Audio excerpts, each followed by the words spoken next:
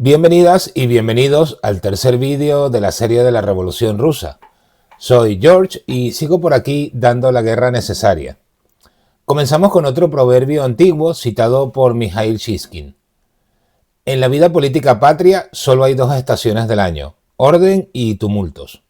La sabiduría popular de varias generaciones dice, si hay orden es que el zar es auténtico, si hay tumultos no lo es.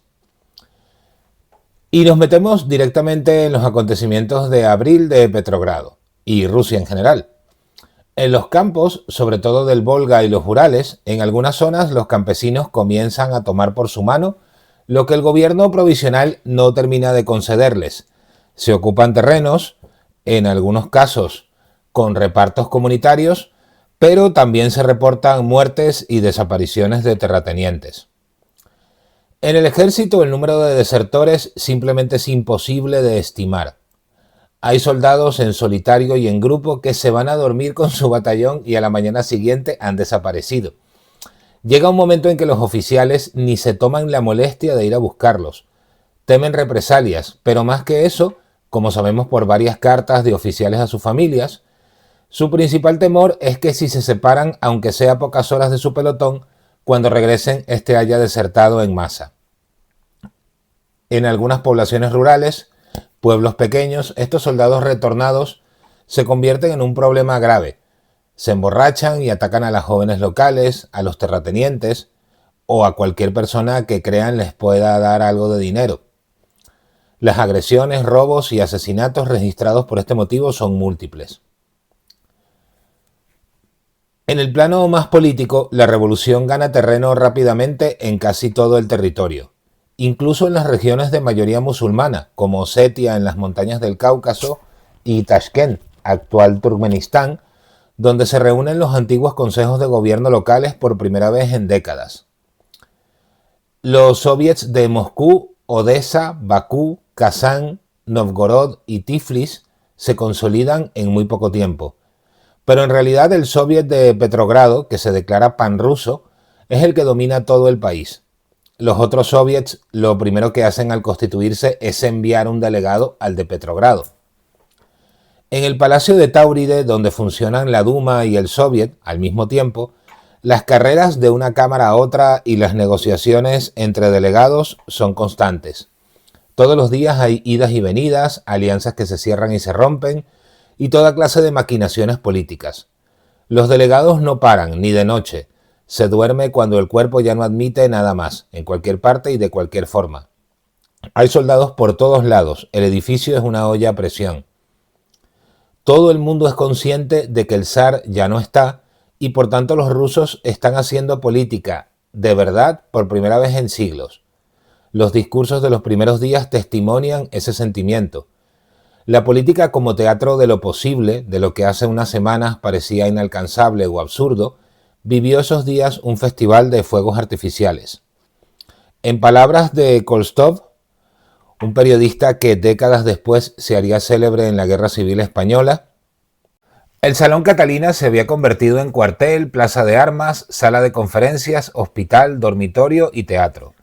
Una cuna del nuevo país. De todas partes llegaban riadas de incontables soldados, oficiales, estudiantes, colegialas y conserjes. Pero el salón no parecía llenarse jamás. Era como si estuviese hechizado y pudiese acomodar a todas las personas que no paraban de llegar y llegar. Trozos de alabastro de las paredes crujían bajo nuestros pies, entre munición de ametralladora, tiras de papel y trapos sucios. Miles de pies pisoteaban estos cascotes al deambular en un estado de ajetreo confuso, alegre e incomprensible. Cerca, en una sala larga y estrecha separada por una cortina, el soviet de los representantes de los trabajadores celebraba una reunión. También ellos habían sido arrastrados aquí por las aguas del deshielo primaveral de las fábricas, las unidades del ejército y las tripulaciones de la armada. Esta increíble reunión llevaba celebrándose con interrupciones constantes desde hacía ya 2 días. La emoción y la gente que abarrotaba en la sala hacían difícil respirar. ¿Qué estaban diciendo todos aquellos mencheviques, socialrevolucionarios y populistas? No estaban diciendo lo que querían o lo que hacía falta decir, porque nadie sabía lo que hacía falta decir en ese momento de diluvio y fuego. Es imposible resumir en unas líneas todos los acontecimientos de marzo y abril, pero sí se puede esbozar una conclusión política.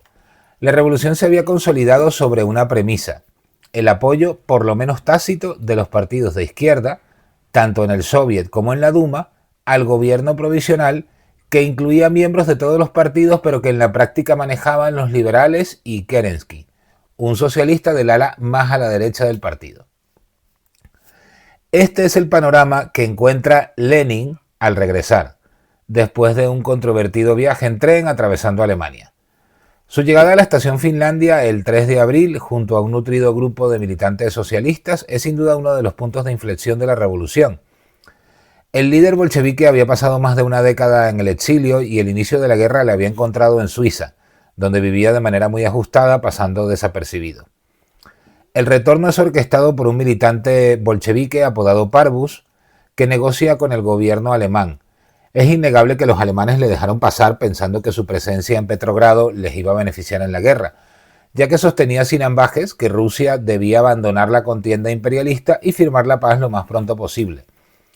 Pero de allí a decir que la revolución bolchevique es una maquinación alemana y Lenin y los suyos simples peones del juego de los imperios en disputa o espías, creo que hay una distancia considerable. El problema es que sus enemigos políticos le acusaron en el momento de ser un espía alemán y de estar pagado por ellos. Y esa versión, entre comillas, de la historia ha quedado centrada en el tablero.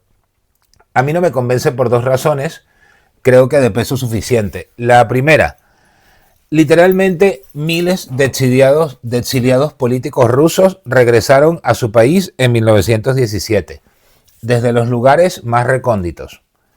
Suponer que Lenin, estando en Suiza, solo podía regresar con el permiso de Alemania porque esa era la única ruta posible no tiene ningún sentido. Si los manejos de Parvus con los alemanes no hubieran funcionado, Lenin habría regresado por otra vía. De hecho, las cartas con familiares y amigos reflejan exactamente eso, que manejaban diferentes formas de entrar en Rusia.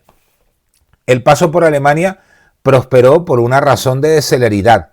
Lenin, viendo los acontecimientos desde la distancia, estaba impaciente, que se subía por las paredes, y decidió utilizar la primera opción que se presentó viable. De otra forma, hubiera tardado un poco más en regresar, semanas, quizá un mes o varios meses. En cualquier caso, el resultado no creo que hubiera sido muy diferente. ¿O es que de verdad parece lógico pensar que si Lenin hubiera llegado en mayo a Petrogrado o en junio, sus ideas habrían cambiado en alguna medida? No lo sé, a mí no me lo parece. Y número dos, si Lenin era un agente alemán, ¿por qué esperó a octubre para dar el golpe de Estado? ¿Por qué no apoyó, por ejemplo, el movimiento del ala izquierda de los bolcheviques de julio? Y perdón que me adelante porque esto tendré que tratarlo en un vídeo posterior cuando toque. Pero bueno, me veo obligado. Si Alemania pretendía eliminar de su mapa de la guerra el frente oriental usando al agente Lenin, ¿por qué desperdicia este hombre una oportunidad donde un grupo de militares quiere tomar el poder precisamente para abandonar el frente y firmar la paz cuanto antes? ¿Por qué no aprovecha esta oportunidad de oro? Es absurdo, simplemente es una idea que no se sostiene ante un mínimo análisis real, más allá de la simple propaganda, que es lo que fue en su momento y lo que creo que sigue siendo actualmente. Me tengo que tomar el tiempo de desmentir esto porque lamentablemente el Internet de la repetición sin criterio, el Internet de la IA, que no hace más que repetir cosas, sean verdad, mentira o batidos de frutas, tiene dos argumentos fetiche con la Revolución Rusa: Rasputín y Lenin como agente alemán. Pero a diferencia de lo que podemos creer hoy en día, 100 años después, a toro pasado, como dice un refrán español, Lenin no era una figura fundamental en la política rusa cuando llegó a la estación Finlandia. Para las grandes masas, de hecho, casi era un desconocido. Trotsky era mucho más famoso, por ejemplo, gracias a su papel como presidente del Soviet de San Petersburgo en la Revolución de 1905. Y los bolcheviques además eran la tercera fuerza de la izquierda en popularidad, muy por detrás de los eseristas, también llamados socialistas revolucionarios, y los mencheviques. Lo que va a distinguir a Lenin son las ideas, incluso en su primer discurso justo al bajarse del tren. Ideas que van a escandalizar a todo el mundo, incluso a la mayoría de los bolcheviques, y que quedarán plasmadas en sus famosas tesis de abril. El razonamiento de Lenin es sencillo. El zar abdica debido a una presión social que viene de obreros y campesinos, permea el ejército a través de ellos y llega al alto mando militar, que es a fin de cuentas quien le pide la renuncia. La Duma, que recordemos viene del periodo zarista y está conformada en su mayoría por burgueses y liberales, forma el gobierno provisional porque ese alto mando militar que había conseguido la abdicación prefiere un gobierno formado dentro de la Duma existente a otro realmente socialista, donde participan de manera fáctica las clases más bajas. A la par de todas estas maquinaciones, el Soviet tuvo el poder en sus manos esos días de febrero o marzo, según el calendario, pero no lo tomó, porque recordando a Marx, la mayoría de los socialistas de los diferentes partidos pensaba que la revolución tenía que ser un proceso gradual, donde primero habría una democratización más o menos liberal y después, pasado un periodo de tiempo indeterminado, la ansiada revolución popular de los trabajadores. Ese recorrido era el que se había enseñado en los cuadros marxistas durante décadas. De hecho, el propio Lenin lo había defendido. Y era la razón por la cual muchos intelectuales de la época consideraban imposible una revolución popular en Rusia, porque previamente tendría que haber un periodo de transición dominado por la burguesía, los liberales, etc. En la cabeza de muchos, sobre todo de muchos intelectuales, era imposible pasar directamente de una monarquía autocrática a un sistema comunista. ¿Qué sostiene Lenin desde que se baja del tren en la estación Finlandia? Hay que dejar a Marx de lado, aunque parezca un anatema.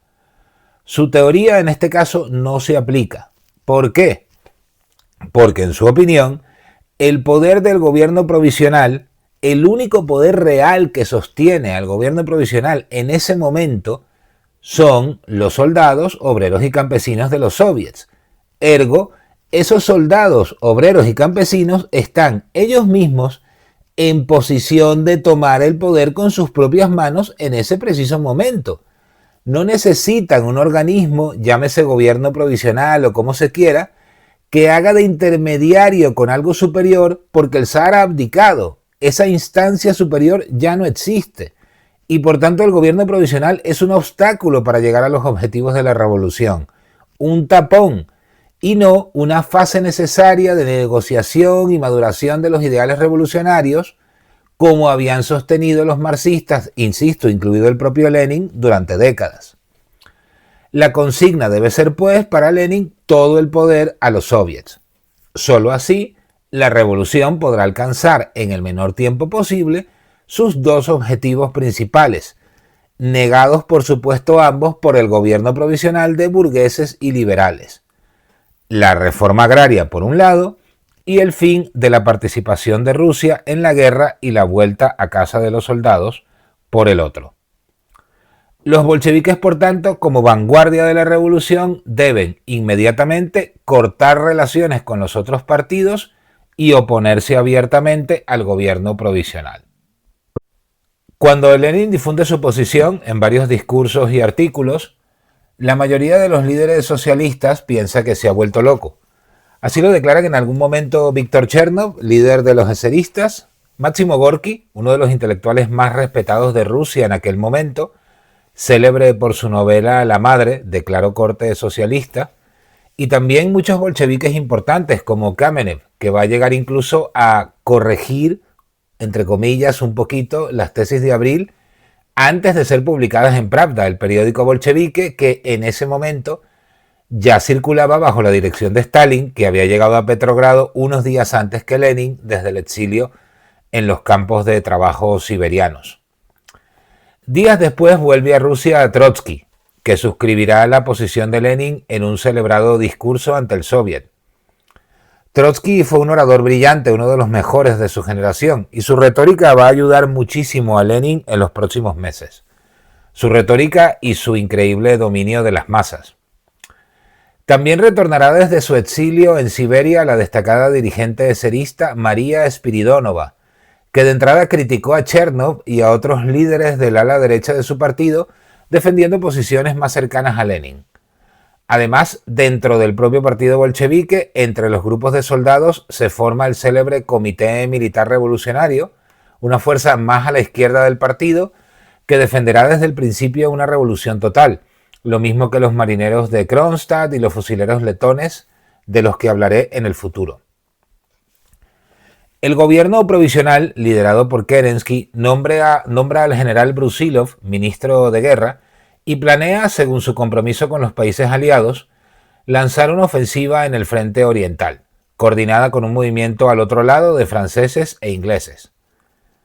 Es verdad que Brusilov era, entre todos los generales rusos, uno de los más humanos en el trato a los soldados y había intentado erradicar las peores prácticas del ejército aristocrático.